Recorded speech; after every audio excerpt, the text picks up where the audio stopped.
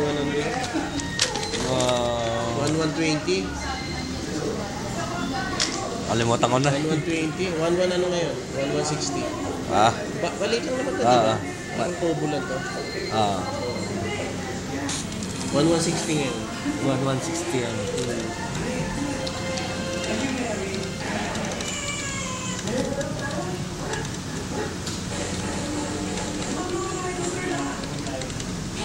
$1160. Tumaas ng konti lang. 40 pesos. 1170 nga nung isang araw. Tapos biglang bumaba. Fluctuating.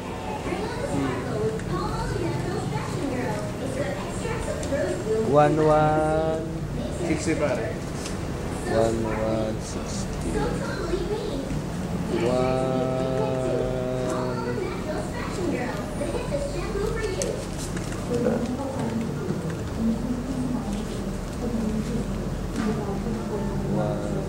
1160 deposit.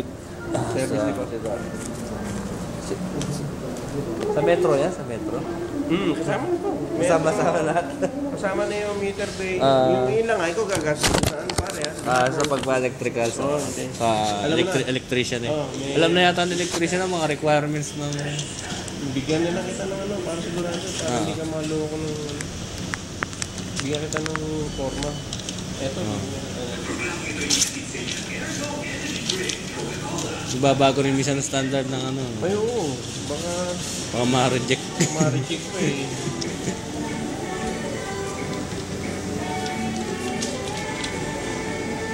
Kumusta ba sila aircon mo umuwi? Ay, hindi pa. Bakit this year yun? Taon-taon mo na-uwihan kita eh. Yan. Design. Ito bibigay ko sa electrician. Oo. Yan, ganyan din yung gagayain mo. Dalawang itim, isang puting kuryente sa grounding.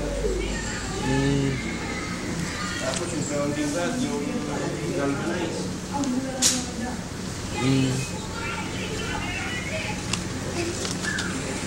Galvanize yung... yung tubong. Yung binabaon to na kakapitan ng grounding para.